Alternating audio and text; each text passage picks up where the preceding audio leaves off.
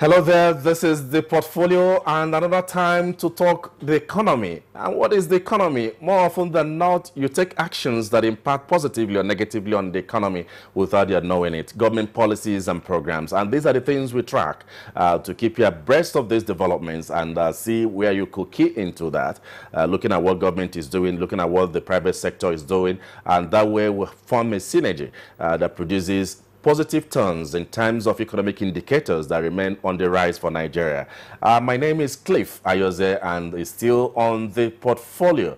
I'm talking about that. A lot has been trending. We'll have the International Summit on Oil and Gas, which the Minister of State for Petroleum believes will escalate oil investments in Nigeria, cutting across onshore and offshore and what have you along the value chain of oil and gas. And of course, is bringing together top players, global players in oil and gas. And this is a huge plus for Nigeria.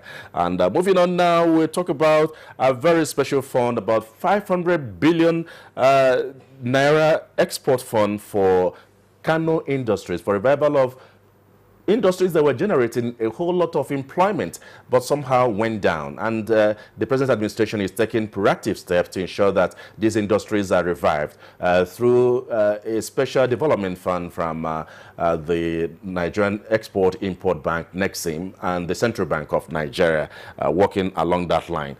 In the same light, Development Bank of Nigeria is unveiling strategic nationwide coverage plan for micro, small, and medium enterprises to reposition them for production to contribute effectively when their productions are enhanced to the economy. And also the Central Bank of Nigeria has a technological strategy for anchor borrowers. This with answer for cleaner notes. We talk about anchor borrowers, we talk about cleaner notes, because we've had sorry notes these days, very dirty notes, and they said they're not sleeping about it and taking steps to ensure that we'll have cleaner notes in the weeks ahead. And the Central Bank of Nigeria is also taking steps to cut short the actions of microfinance bank, essentially in the area of dividends. That will not will be streamlined as appropriate, and see that Nigerians remain most beneficial, in doing that. But from there, we move on to the steel mines and steel development, where, of course, the minister, Kayode Fayemi, says that mining grew by 2.24% in 2017, and not leaving out the fact that about 30 states, government is expanding geological database of these states to be able to harness the minerals, solid minerals in those areas. But a whole lot is trending. But our main focus will center on the International Summit on Oil and Gas being hosted by Nigeria. We have an expert to talk to the issue on how it benefits Nigeria going forward. And of course, we also have other developments that will come to you on our platform, the Portfolio News, with Joy also on top of it. And of course, developments in the capital market. Stay with us. Is the Portfolio.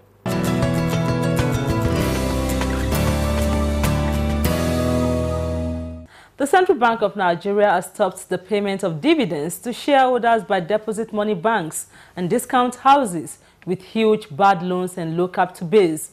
This is due to the rising non-performing loans and the need to stop further erosion of the capital base of the banks and discount houses.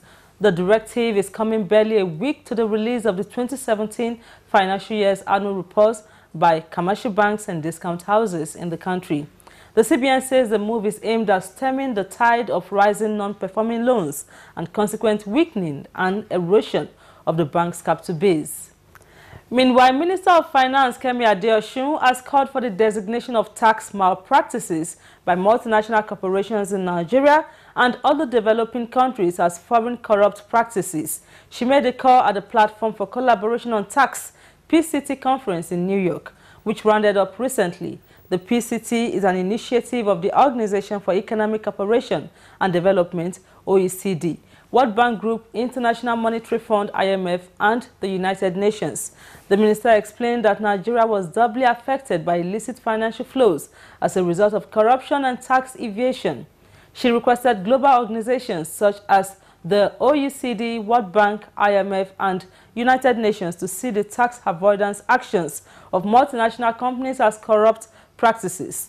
She lamented the capability of the 14 multinational corporations to hide behind slow legislative processes to avoid doing what was right in the nations from which they derived significant income. The minister would disclose that options to sue such companies in their own countries were being explored, said that the designation of tax crime as foreign corrupt practices would support such efforts. On the wider issue of illicit financial flows, she emphasized that Nigeria under President Muhammadu Buhari was taking strong action and was determined to reverse their impacts. Meanwhile, an oil and gas expert, Apollos Chu, is optimistic that the improved prices of oil in the global market will enhance the federal government's drive towards stabilizing the nation's economy. He also appealed to the federal government to work towards increasing the country's daily production capacity to attract more foreign exchange that can be used to bridge the infrastructural gap in the country. So now, if the oil price now is coming up now, meaning that most of these suspended projects now, they may revisit it. Finally, as the federal government takes major steps to reposition the non-oil export sector, modalities are being put in place to address challenges militating against the successful operation of players in the sector. In October 2017, some containers of hibiscus flowers, a popular plant in Nigeria, used for local zobo drink, being exported to Mexico was found to be infested with pests, leading to its exports being suspended. In the 4 months, Nigeria is said to have lost about $6 million, as Mexico is a major market for Nigeria when it comes to hibiscus flower exports. This tripartite meeting at the Nigerian Export Promotion Council is to deliberate on ways to resume exports and avoid future reoccurrence. Coordinating Director, Nigeria Agricultural Quarantine Service, however, explained that the situation has been dealt with and exports should commence in 2 months. Investigation reveals Nigeria has exported over 1,989 containers of hibiscus flowers in the last 9 years, while it gained $35 million from Mexico alone in 9 months of 2017. That's it on the news segment. Many thanks for watching.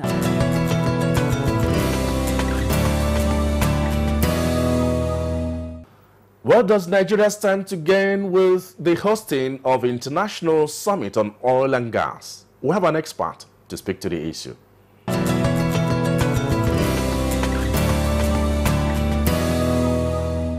This is the Portfolio Hot Seat, where our focus will center on International Summit on Oil and Gas, being hosted by Nigeria, bringing together top players in the oil and gas industry globally to look at what Nigeria could offer and attract more investors into our nation. And my guest is Professor Ken Ife, a development economist, a professor to 4 universities that follow the trend of the economy and how it can impact positively on any nation. You're welcome. Thank you very much for inviting me. Well, for the first time, we're seeing a summit of this magnitude in the oil and gas sector, with experts converging on Abuja. What does this mean to us? Well, this means a great deal because oil and gas still remain the primary industry for Nigeria. It earns our revenue and also revenue for the government. Significant proportion of our revenue, about 90% of the foreign exchange, about 70% of government revenue. We cannot wish it away.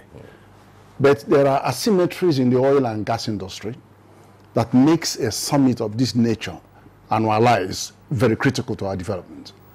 One is we are only able so far to attract upstream investment, and thus in the exploration and drilling of oil and gas. But we have not been successful in attracting investment in the flaring of gas, in the refineries, modular refineries, where 85 licenses are existing, private licenses, but no money to support them. Gas for power supply, gas for domestic consumption. And then downstream, the whole range of downstream petroleum and petrochemical industry, they are wanting, they're looking for investment. So when you do have a summit of this nature and is committed to an annual event, we have every reason to be happy with this because Nigeria is the biggest producer of oil in Africa. Nigeria is also the biggest economy in Africa.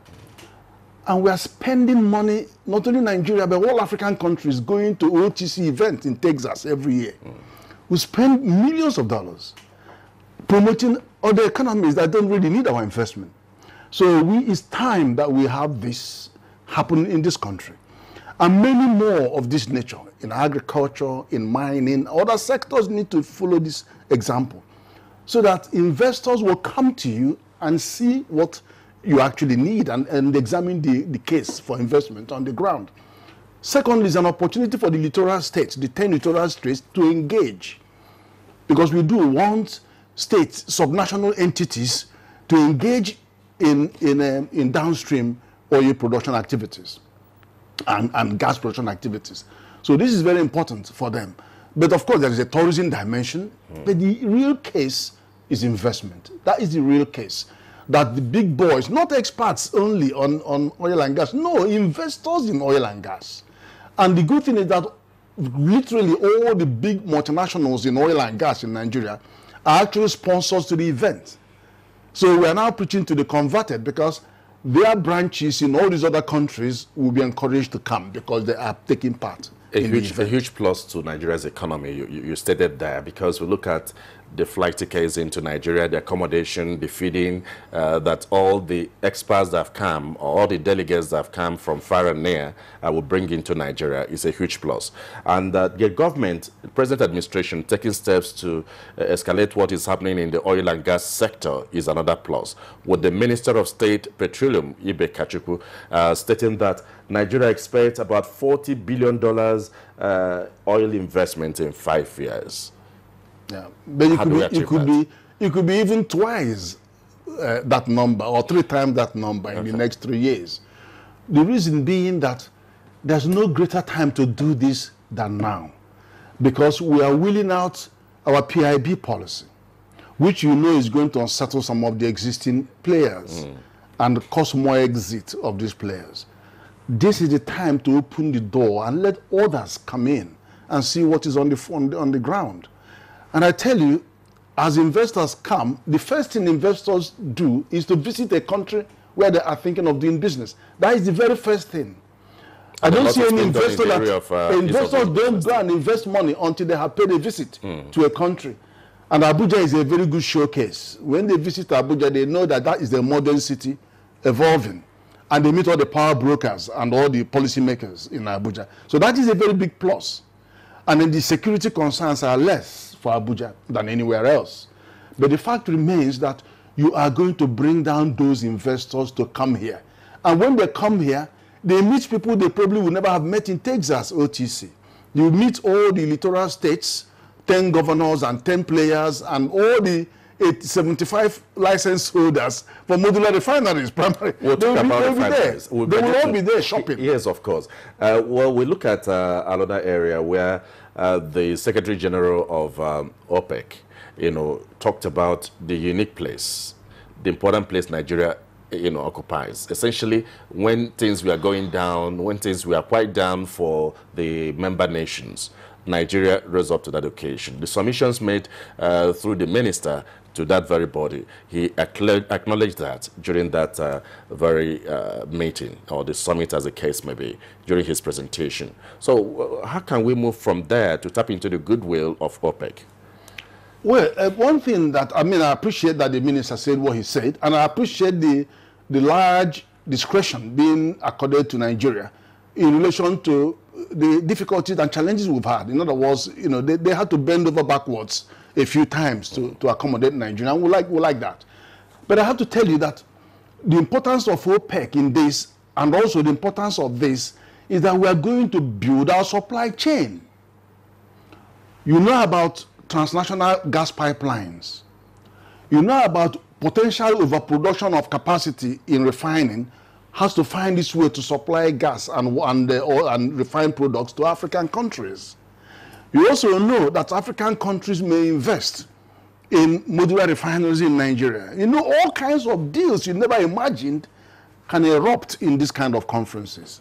So that's why it's very important that we continue to support this kind of initiative that would make Nigeria the center stage for all kinds of investment flowing in and out in the supply chain, in resolving the oil and gas supply chain. Somebody that comes there for oil suddenly sees that there's a big opportunity in supplying gas to a power station, and he decides to invest in gas. All right. Talking about conducive environment for investment, Mr. President Muhammadu Buhari was represented by the Secretary to the Government of the Federation, Boz Mustafa, where he assured international players, oil players, that Nigeria is doing a whole lot to improve on what is on ground, create a more conducive environment. What could be more reassuring, essentially, when we're looking for investment in the area of refineries?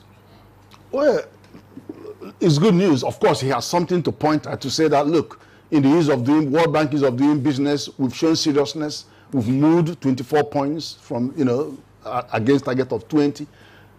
But that is just a tip of the iceberg. What could government do going forward to ensure that multinational companies in Nigeria, operating in Nigeria, are able to not just, take away crude, but establish refineries with this value chain, taken into account? First is that to bring the Office of National Nigerian Investment and Promotion Agency, they have to be solidly in the middle of that kind of conference, because the focus is investment, attracting investment. They must be right in the middle. And the offices of the oil gas zone also have to be in the middle of it, because that is a base where people will be based. Those coming in will be in Oil and Gas Free Zones Authority, and of course NEPSA as well.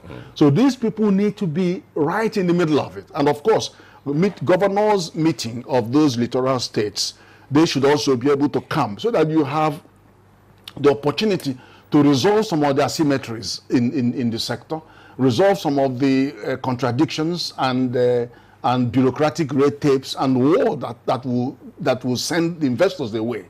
And then the meeting place is this conference, annualized. But I have to also say to you, it's not just conference, but it's also exhibition, because people come to exhibit goods or services or production capacities or equipment that are state of the art. So there's a big opportunity for them to come and exhibit those goods. So we may start thinking about a suitable center for this. I don't see that ICC will do this in the long run. If you look at Dubai and then look at Durban in South Africa, that's where you have dedicated centers where you can have 2,000-3,000 cars parked on the ground. You have exhibition centers of 200,000 square meter space, huge facilities. So how do we, look at this and cue into it? We're talking about the Super League and what it has for us. How do you explain to somebody that virtually all the big multinational companies in oil and gas are in Nigeria, and yet for nearly 60 years, for nearly 60 years, none of them has a major refinery. So they all indulge in exporting this crude at our cost, transporting it, we'll pay for the processing, we'll pay for their return back into the country, and then we'll grant subsidy to consumption. I mean, it's unimaginable. But you don't crack this until you open your doors. And then you see new emerging industries, small companies, by the size, coming in and taking some challenges. So what should the National Assembly be doing in that direction? We've had a part of the PIB, being passed by the National Assembly, and they need to fast-track the other parts of it into law.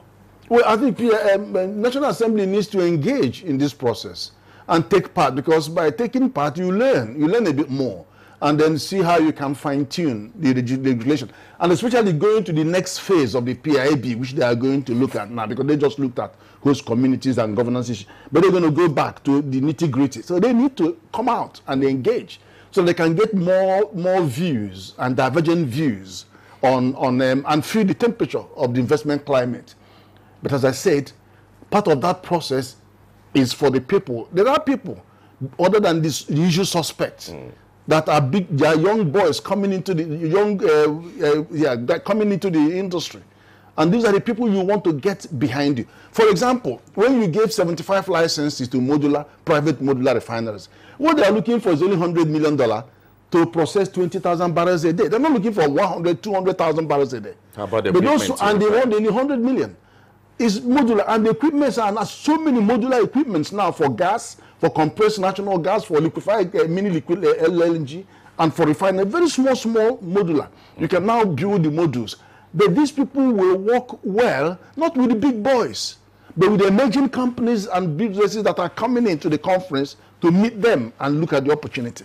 Well, we see Dangote, holding his own with this big refinery. Yeah, but John Dangote has something to gain because he is going to start producing next year, and knowing who he is, in the next 2-3 years, he will be ready to export petroleum products.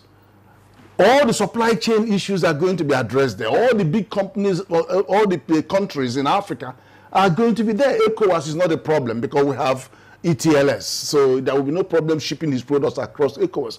But but you need to be talking to the others, potential buyers of his produce. In fact, your Nigerian engineers are already undertaking some training abroad, for the kickoff of that very refinery.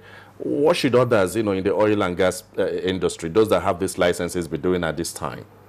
Well, what they should be doing, I think, is the government, because you don't subsidize consumption. You subsidize production. I mean, it's wrong.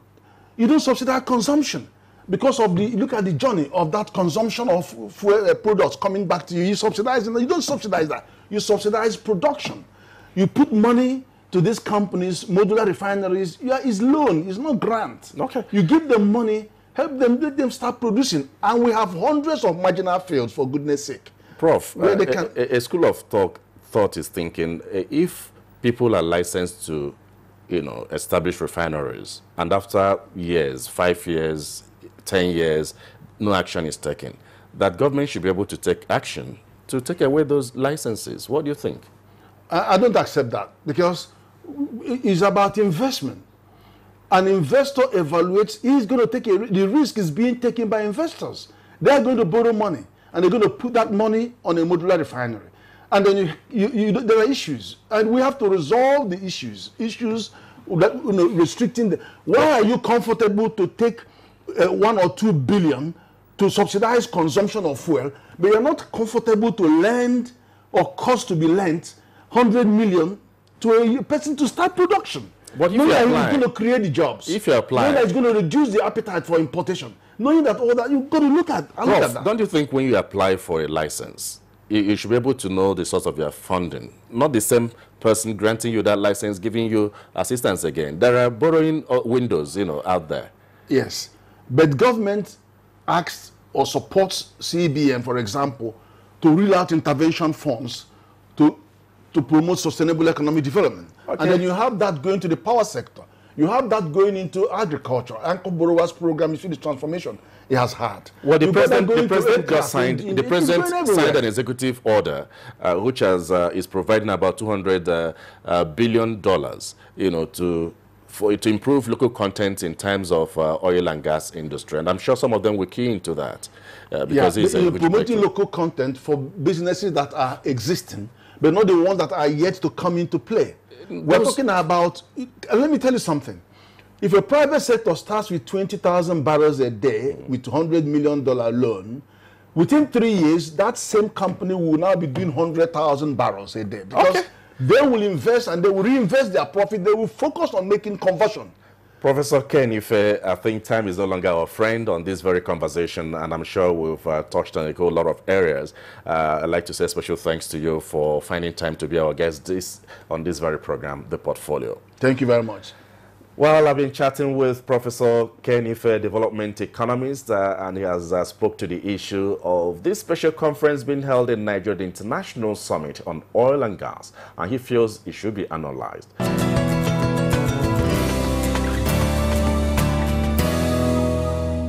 Well, it's been fluctuating fortunes in the Nigeria capital market and beyond, and we'll have a correspondent on top of it in a moment.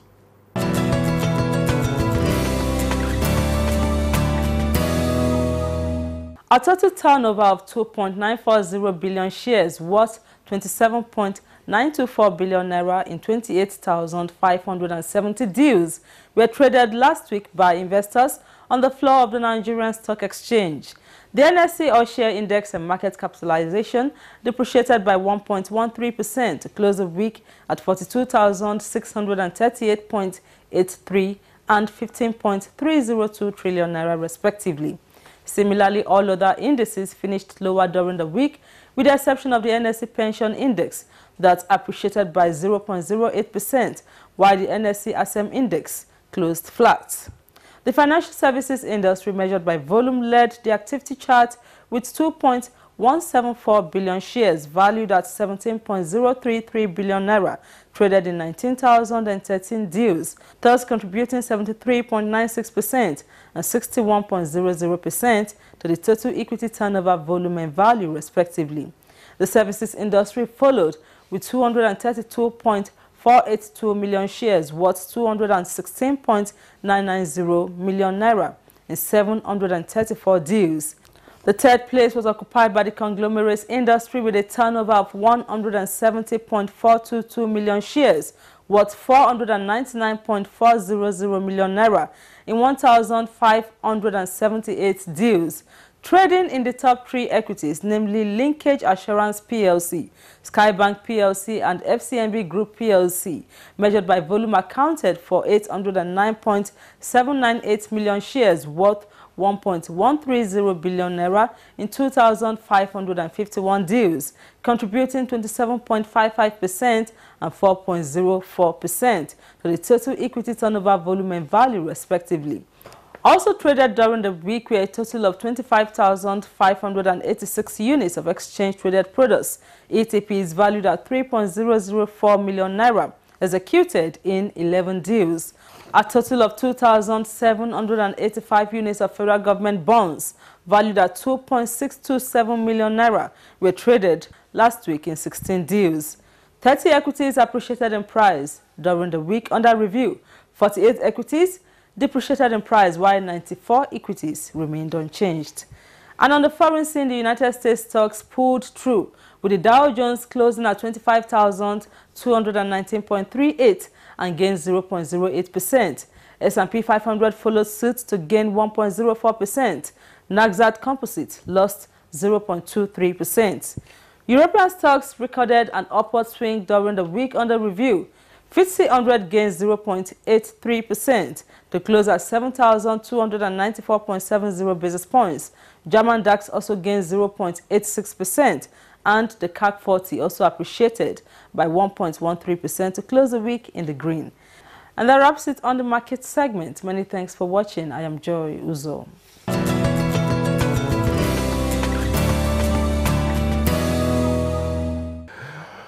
Well, exciting time and time of enlightenment on the portfolio on developments in Nigeria's economy, extending to finance and investment. And we thank you so much for being there to watch. Well, on behalf of my colleagues that contributed in no small measure, I'd like to appreciate you and encourage you to always stay tuned on this very program for developments in Nigeria's economy and beyond. I am Cliff Ayoze.